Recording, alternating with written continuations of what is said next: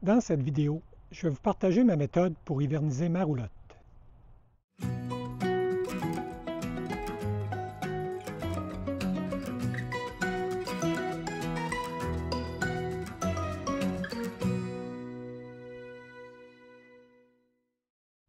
Il est très important de préparer sa roulotte pour la saison hivernale. Dans cette vidéo, je vais vous présenter les étapes que je fais pour hiverniser ma roulotte ProLite Lounge. Certaines étapes que je fais sont optionnelles, mais j'aime mieux en faire plus que moins pour m'assurer d'éviter les problèmes dans le futur. Les accessoires qui seront requis pour faire l'hivernisation sont 2 à 3 gallons d'antigel pour la plomberie, un lubrifiant à base de silicone, un capteur d'humidité, un adapteur pour la pression d'air, un tuyau pour pomper l'antigel, une extension pour rincer le réservoir d'eau usée et un compresseur à air.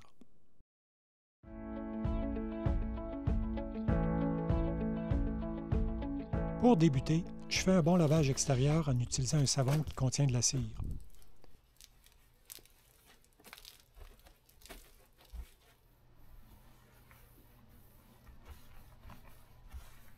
Je vais aussi utiliser un produit conçu pour enlever les traces noires.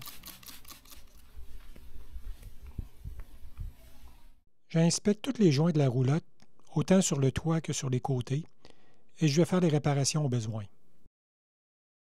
Je vide le réservoir d'eau fraîche en ouvrant le petit robinet qui est situé sous la roulotte, sur le côté du réservoir. Je vais mettre un bon lubrifiant sur les tiges de la trappe d'eau grise et je laisse la trappe ouverte pour l'instant. Je vais aussi lubrifier les stabilisateurs aux 4 coins de la roulotte. Si j'ai remarqué que des réparations sont requises, je les fais avant l'hiver. Comme ici, j'enlève la rouille et mets de la peinture anti-rouille sur les stabilisateurs.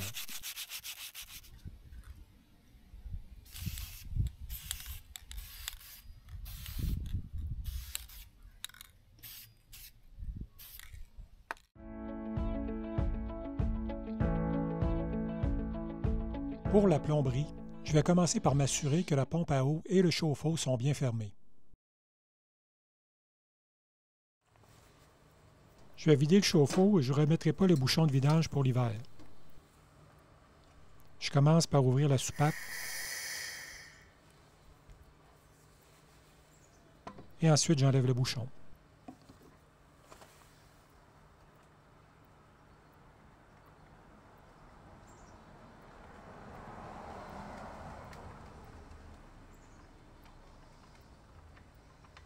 Même si je mets de l'antigel, je vais passer quand même de l'air dans les tuyaux pour enlever le surplus d'eau.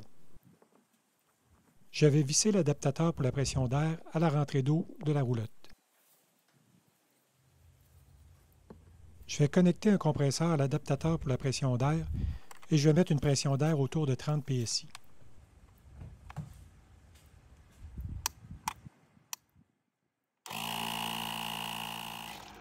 Il faut ouvrir chaque robinet à tour de rôle jusqu'à ce qu'il n'y ait plus d'eau qui sorte.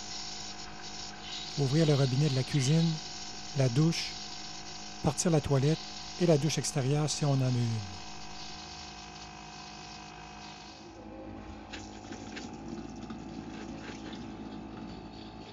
Certaines roulottes ont des tuyaux avec embout dévissable sous la roulotte, qu'on appelle les low point drain. Les dévisser pour faire évacuer l'eau restante. Ce n'est pas présent sur ma lounge. La prochaine étape, c'est de mettre de l'antigel dans un tuyau. On doit d'abord mettre la valve du chauffe-eau en mode bypass pour que l'eau n'entre plus dans le chauffe-eau. À l'entrée d'eau de la pompe, il devrait y avoir un connecteur en T. Il faut enlever le bouchon et visser le tuyau du kit d'hivernisation et mettre la valve vers le tuyau du kit d'hivernisation. On met ensuite l'autre extrémité dans le contenant d'antigel. En démarrant la pompe, l'antigel sera distribué dans les tuyaux. Pour ma part, la lounge n'a pas le connecteur requis pour brancher le tuyau du kit pour l'antigel. Ce n'est pas l'idéal, mais je vide l'antigel dans le réservoir d'eau claire et j'ouvre la pompe pour distribuer l'antigel dans les tuyaux. Ça me demande de faire un très bon rinçage du réservoir d'eau claire au printemps. On doit partir la pompe à eau et ensuite faire couler les robinets de la cuisine, de la douche et de la douche extérieure jusqu'à ce que la liquide rosée sorte du robinet.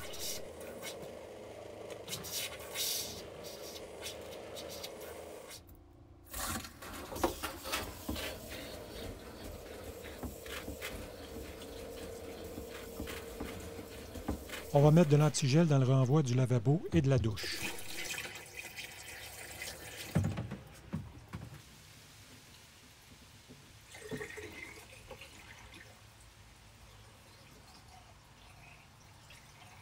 On doit se garder un peu d'antigel pour la toilette à cassette que l'on va faire un peu plus tard. Il faut ensuite essuyer l'antigel dans le lavabo et le fond de la douche. On doit bien vider et laver le réservoir d'eau grise. J'utilise une extension qui envoie un jet dans plusieurs directions pour bien laver l'intérieur du réservoir. Je vais le passer à plusieurs reprises.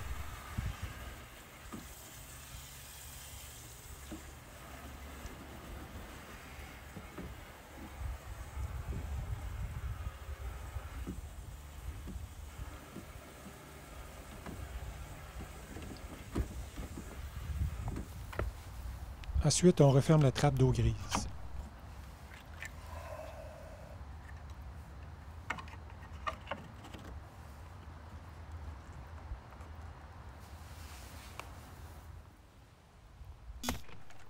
Pour la toilette à cassette, je vais expliquer comment l'ouvrir.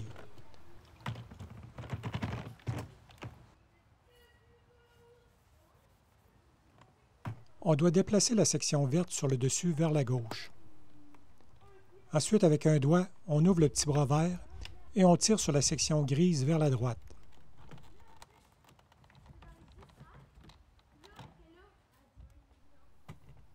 Ça permet de bien rincer l'intérieur de la cassette. Quelques fois par année, je mets un peu d'eau de javel et de l'eau et je laisse tremper environ 1 heure pour bien la désinfecter.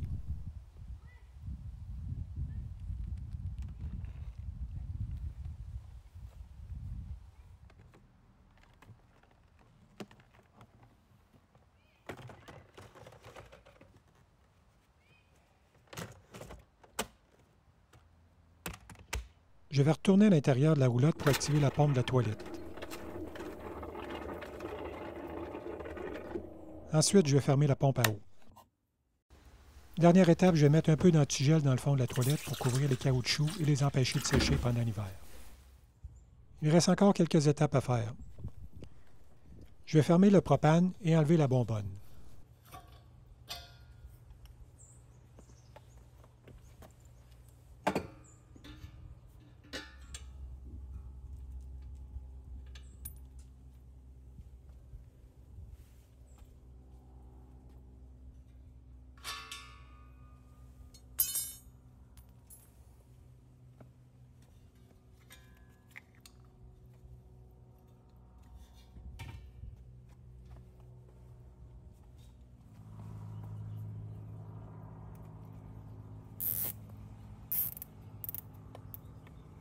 Je vais mettre des sacs de plastique sur la porte du chauffe-eau et sur les grilles du réfrigérateur pour empêcher la vermine d'entrer dans la roulotte. Pour le réfrigérateur, je vais mettre une boîte de bicarbonate de soude à l'intérieur et laisser la porte du réfrigérateur entrouverte.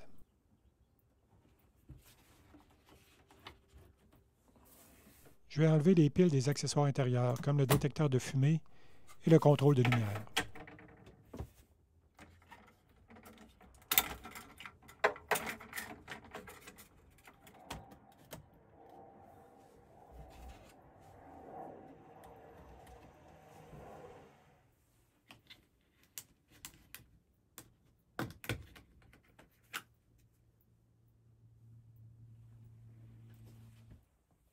Je vais fermer tous les breakers.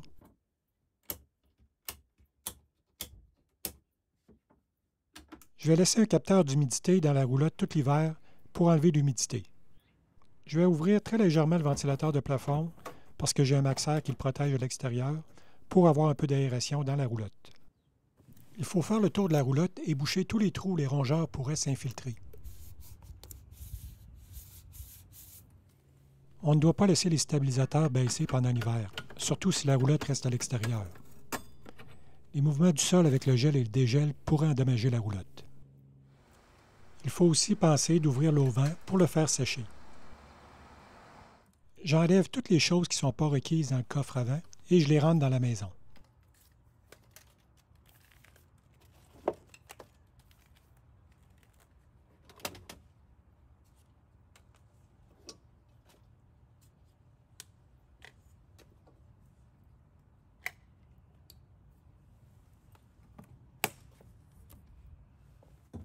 Je vide toutes les armoires de la roulotte. Une des dernières étapes est de faire un bon lavage à l'intérieur de la roulotte. Dernier point, si la roulotte passe l'hiver à l'extérieur, mettre une housse conçue pour les roulottes pour bien la protéger. Si vous avez un air climatisé, bien le couvrir pour le protéger également. La dernière étape, lorsqu'on sait que l'on n'aura plus besoin de rouler avec la roulotte sur les routes, est d'enlever la batterie. C'est important d'attendre à ce moment-là parce que les freins d'urgence de la roulotte ont besoin de la batterie pour fonctionner.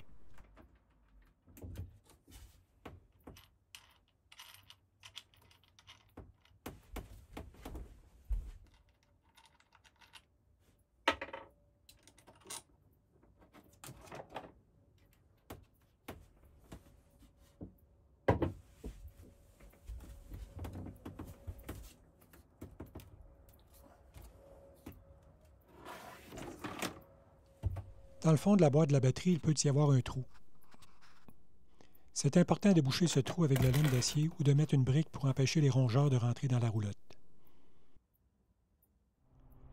Si vous êtes intéressé à avoir une version PDF des étapes à faire pour hiverniser votre roulotte, je vous invite à m'écrire à l'adresse de courriel qui est dans le bas de la vidéo. La roulotte est maintenant prête pour passer l'hiver. Si vous avez aimé cette capsule vidéo, je vous invite à vous abonner à ma chaîne YouTube et à mettre un j'aime sur la vidéo.